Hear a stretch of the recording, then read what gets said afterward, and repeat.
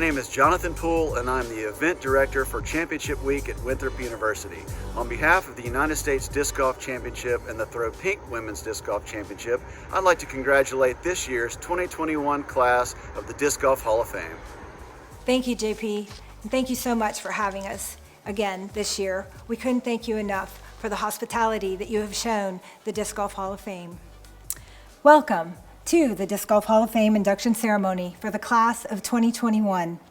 We are glad you could join us and welcome these deserving inductees. I am Andy Young, Executive Director and class of 2018 member of the Disc Golf Hall of Fame. My disc golf journey began in 1982. With the addition of the class of 2021, there are now 94 members of the Disc Golf Hall of Fame.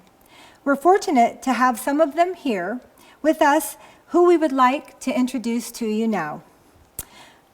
Our founder, Levon Wolf, is a member of the class of 1994. Levon? Thank you, Andy and George. Yep. Good to be here. I'd just like to say thank you for continuing my mission and my vision for what I had for the Disc Golf Hall of Fame, to honor those that have gone before us, to make sure that we don't forget what they've done in their accomplishments both on and off the course. It's just a pleasure to be here. Thank you. Thank you, Levon. Also with us this evening from the class of 2008, Juliana Corver. Juliana? Thank you, Andy. Oh, thank you. The very first Worlds that I attended happened to be in 1993, and that was the year that the Hall of Fame started. And so I very distinctly remember sitting in the audience, and I believe we even had a printout of who was inducted, and I remember reading through that, and I was just enthralled.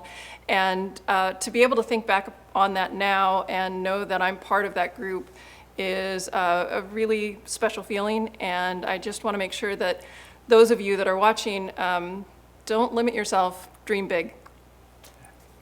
Thank you. And also joining us from the class of 2014 is Jim Oates. Jim. Thank you, Andy. Thank you. Well, I'm very happy to be here. Love this place. It's got a lot of great memories for me here. And just want to welcome the new members and the ones that are at home and the two that are here. Love having you guys, very deserving, and look forward to watching the rest of the ceremony. Thanks. Thank you. Thank you, Jim. And rounding out our guests that are Hall of Fame members is J. Gary Dropshow, class of 2015. Hi, George. Hi, Andy. Hi, Gary. Hi, everybody. Really, I'm excited to be here, and I want to thank the Disc Golf Hall of Fame and the USDGC for hosting us. Welcome and congratulations to the new members. And I want to just point out about how important the Disc Golf Hall of Fame has been and is at documenting the history of our sport and at welcoming the future Hall of Famers in our midst. Thank you very much. Oh, of course, then there is George and myself. George, well, he's got quite a story to tell. So without further ado, George, tell us a little bit. I get to be Andy's assistant. But anyway, Andy started her disc golf career in 1982. I began mine in 1965. Before there was any thought of chains or pole holes or anything. So it's been wonderful to watch things grow. But let me share a little bit about what the Disc Golf Hall of Fame is and share with you our mission statement. The Disc Golf Hall of Fame is a nonprofit international organization that promotes the highest and best aspects of the sport of disc golf in such a way as to educate and motivate the disc golf community and others to strive to give their best through volunteerism, charitable works, encouragement, and a dedication to helping others and connecting generations through the expansion of the sport of disc golf and the disc golf community by honoring, preserving, and sharing the history of the sport's most respected contributors worldwide. The election process itself goes as follows. The Disc Golf Hall of Fame members nominate and elect their peers each year.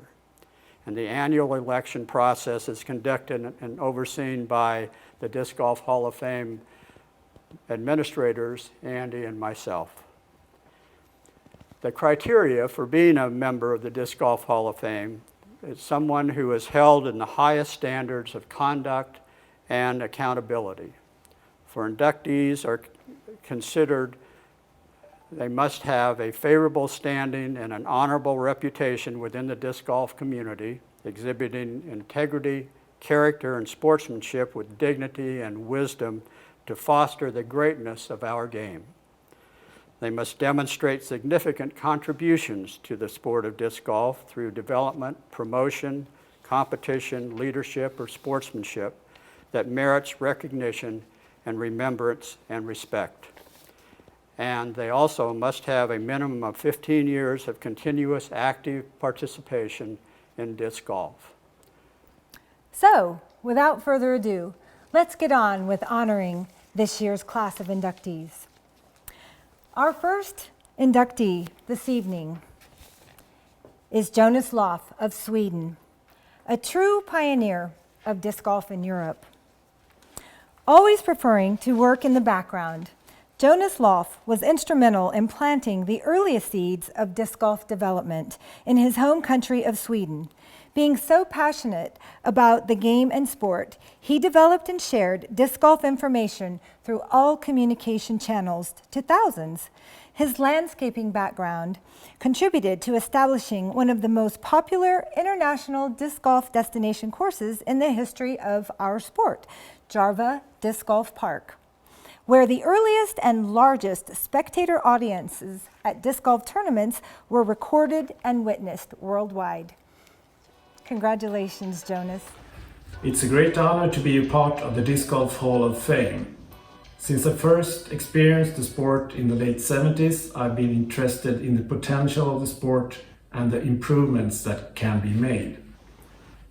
I hope to be part of further improvements and development in the future. A big thanks to all the players and people who I've been working with in the sport through the decades. Thank you.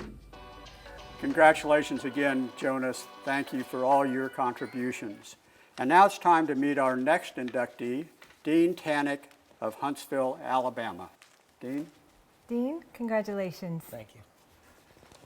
The man for all aspects of disc golf, Dean Tannock has answered that call.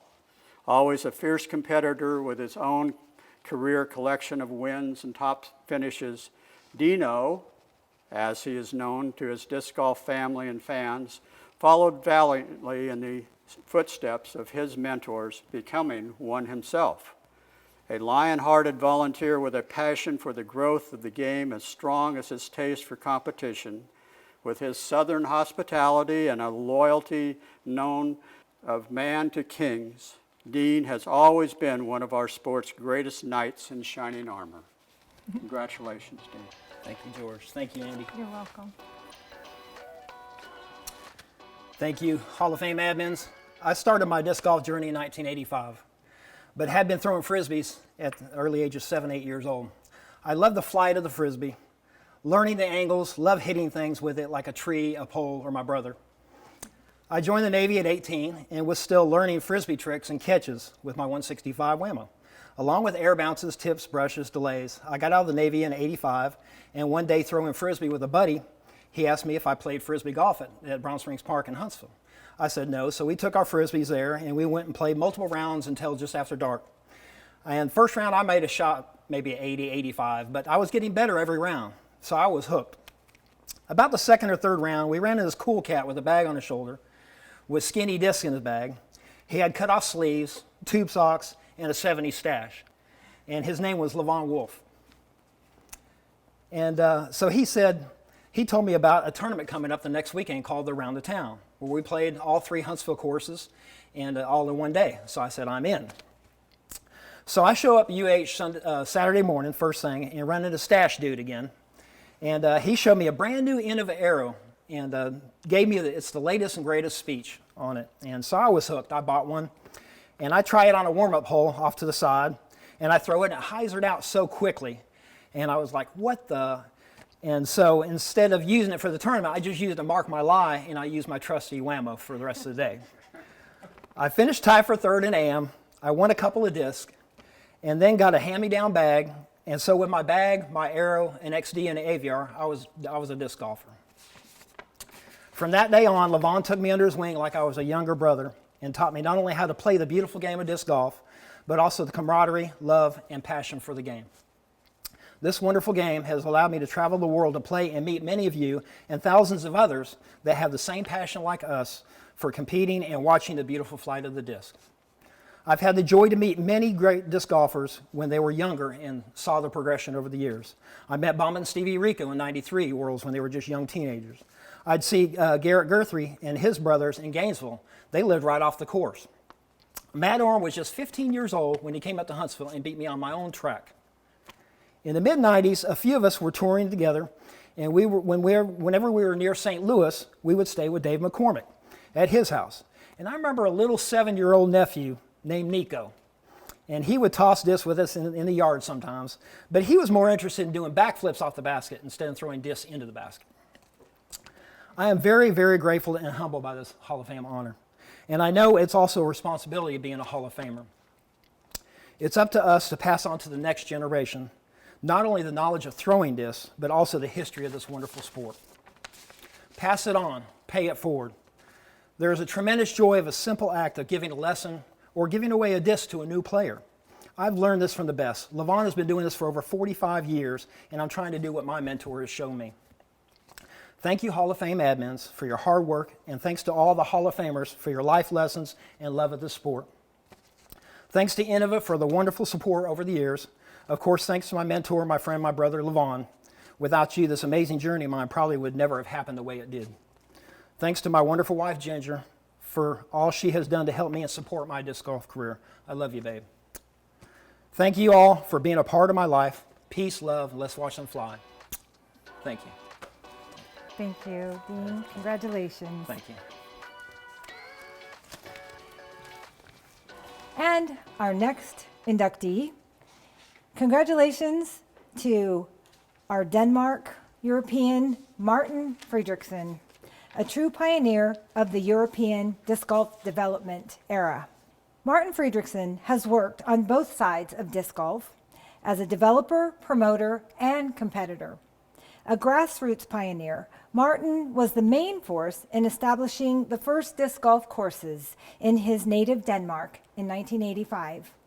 2 years later, he was a ground floor participant in establishing the Disc Golf Euro Tour that continues to this day.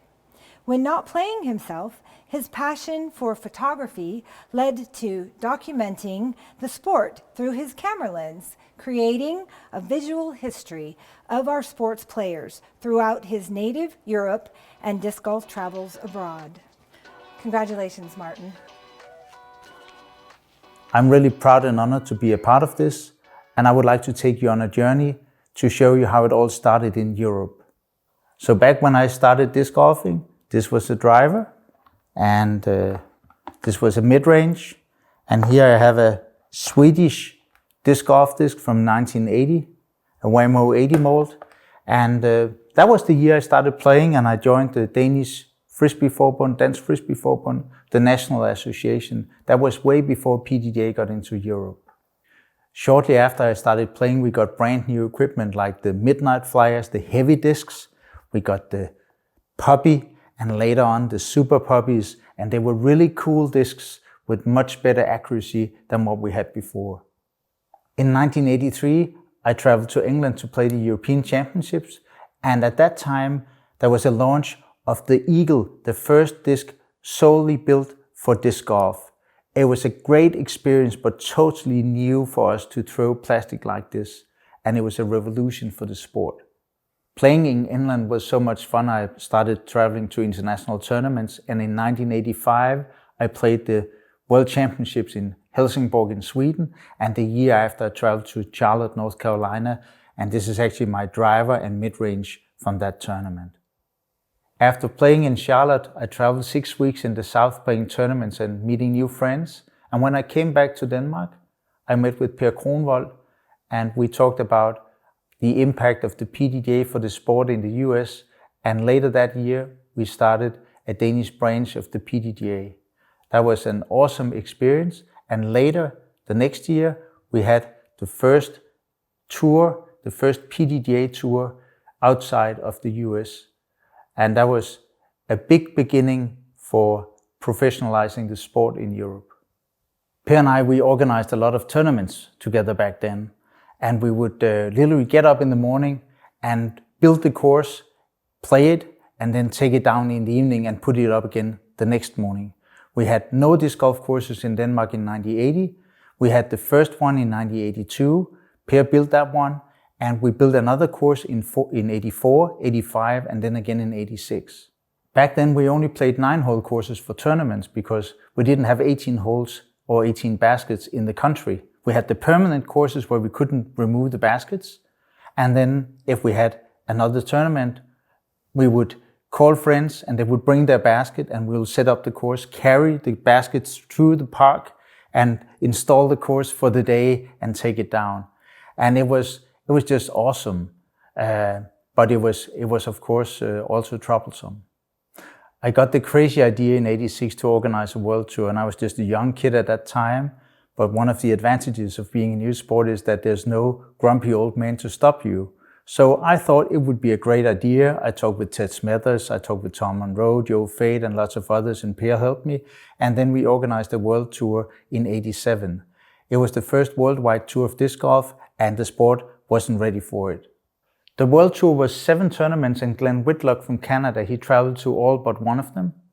It was awesome to be a part of. It was awesome to organize it with a lot of other people, and we had great fun, but we had to give up after 1 year.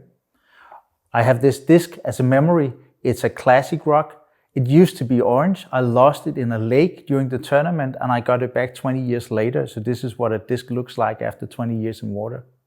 I called for a meeting during the last tournament, so we met Saturday evening and talked about what to do next, and that was the beginning of the European tour. The European tour is still going strong after all these years, and I'm really proud to be a part of starting it and proud of being at the tournaments and seeing the results and watch the video online. It's just awesome that it still exists. What we learned back in the 80s was that you can do a lot of stuff if we do it together. We organized the tournaments together, we formed the PDGA Denmark together, we started the European tour together. Everything we did well, we did together. And at the same time we grew the sport in Europe, we also saw discs from Russia. These are actually Russian discs. This is from Croatia. And this sport started spreading all over Europe, not as a sport, but perhaps just as a pastime or a toy. But all of a sudden, Frisbee was something that was known. People knew what a flying disc was. And that was a total game changer for all of us. When you try to grow the sport, you'll fail. You have to fail, analyze, learn, and improve. And that's what we all do. And it's just like playing the game. So I know that the sport is growing like crazy in other parts of the world, in Asia, in Africa. And just like we got a lot of help from the US when we started in Europe, reach us to us if you want our help, because we would be so happy to help you and see you going on that growth journey that we have been on. When I look at all the young pros today, you have to understand that you're living our dream. Back in the 80s, we all dreamt of being professional disc golf players. It would just be the best thing in the world. And we couldn't. The sport was too small, not enough money. And when I see you today, the skill level, the professionalism, the friendship, the attitude, I think it's just awesome. And I would just like to say to all of you, for the Disc Golf Hall of Fame, for me, thank you for being a part of this. It's just amazing to be here. Congratulations, Martin. All those discs are fabulous. Our next inductee is Glenn Whitlock of Canada, and he's known as the first official touring pro. In the early days, Glenn hit the road traveling from one disc golf tournament stop to the next, mainly throughout his native Canada and the US, while also traveling over the pond to participate in early European events. His warm personality and strong course presence made him one of the most recognized players throughout the country. A true sportsman and original nomad of our sport, Glenn grew the game 1 mile at a time with a lot of road and campfire stories that tell his pioneering story. Congratulations, Glenn. This is my heart's desire made real. And I've sought in my career is recognition from my peers. And this is the ultimate form. Thanking those that aided you is always a daunting task because of the way I traveled, especially so. I jumped into it believing I would be supported by the Frisbee/disc family, and I wasn't disappointed. In the early years, I got to meet and spend personal time with, and offer help to, many of the future world, state, and local Hall of Famers. In the beginning, how I conducted myself on the course was strongly influenced by meeting and playing with Jim Pomeroy and Doug Newland, who taught me, even though it is a Frisbee game, a professional attitude is important. Ross Laffer, Jim Anderson, and Jim Brown and Scott Lewis were the heart and soul of disc sports at the time, and also my mentors. In fact, it was Jim Brown who was my original sponsor, giving me discs and a Wall City bag that I still use to this day. Once I started on tour, my freestyle and golf doubles partner, Pete Sontag, who chauffeured me to many events, including a few dead shows along the way. As I expanded out on tour, a tour player who predates me, Larry Paulson, over 500 miles is a record for him having a co-pilot. I got to set it with him, and he helped me a lot. In fact, he even introduced me to my future wife. Incredibly, Sue bought a vehicle with the express purpose to become my road crew, driver, cook, and caddy. Some Hall of Famers had to put up with me for extended periods of time. The winners are, number 1, Jim Oates. Sue and I spent a whole winter and early spring getting ready for my first Masters tour, staying at Jim's place at the compound. Number 2, Royce and Mary Vasanowski. Whenever we were in the eastern states, we would spend most of our time there, and they took very good care of us. If it was in Canada, then it would be Stocky Bob. Speedy deserves a mention as well. I also want to thank Andy Fankhauser for the Canadian Disc Golf team shirt. It became my Sunday shirt for 20 years, making me one of the first players to wear a colored shirt during tournaments. I was brought into proper focus about this award when shortly after getting the news, I listened to a sports segment concerning someone who won world championships and how this was the highest achievement. I thought, no, it's not. I cried because to me the highest achievement is to be acknowledged by my peers with this great honor. Thank you to all the Hall of Famers for making this reality, and thanks to everyone who helped me along the way. And thank you so much, Andy and George. Thank you to our original nomad, known as the Whittler, Glenn Whitlock. And rounding out this magnificent class of 2021, congratulations to an early contributor to the manufacturing arena, David McCormick. Thank you, George. Yeah. Thank you, Andy. Dave. Yep. I want to start by saying what an honor it is to be inducted into the Disc Golf Hall of Fame class of 2021. I'd like to thank my fellow Hall of Fame members for acknowledging the work I put into the sport and for voting for me. My disc golf journey dates back to 1970s when I started playing Frisbee golf at St. Thomas More Catholic Church. Back then, there were no baskets, just foul poles, downspouts, home plates, and sewer lids. We've come a long way since then. Over the past 45 years, there's been so many people who helped me pursue my dream. I wish I had time to thank them all. Of course, I want to thank my parents who supported me in every way possible, including encouraging me to do what makes me happy, not be afraid to fail, and to do things my way. I want to thank my grade school soccer and basketball coach, Tom Church. He was part of a group who organized the Frisbee Golf Club in 1972. He and John Galati ran some of the first Frisbee golf events in Missouri, one of which I played in 1978. Tom gave me the confidence to not only excel at sports, but to use what I've learned to lead and to instruct others. I want to thank Bob Wademan. Bob signed me up to the PGA in 1984. He drove me to some of my first disc golf events out of town. Additionally, one of my childhood friends, Arnie Yesenprice, and I traveled around the country playing in upwards of 40-plus tournaments a year from 1986 to 1989. Without the support and encouragement of these people, I wouldn't be where I'm at today. I thought through my disc golf travels, I got to meet and play with so many great people. Eventually, I found myself battling out with Dave Greenwell. As we all know, there's one thing about Dave Greenwell, that he shows up to the course to win. It was that look in Dave's eyes and that confident little smiling grin that made me want to win as bad as he wanted to. Once I got a little taste of success on the road, it didn't take me long for me to realize that if I put a little more effort into training, that I could compete at the highest level with the likes of Dave, Steve Weiskup, Johnny Sias, to name a few. I'd like to think I was a pretty good player back in the day and feel I can still compete today, certainly with anybody my age. I love to play disc golf still, and I'm proud of what I've been able to accomplish with Gateway Disc Sports. But there's something about designing disc golf courses that got me the most gratification. From the beginning and even up to this very day, my desire to design the best disc golf courses is never far from my thoughts.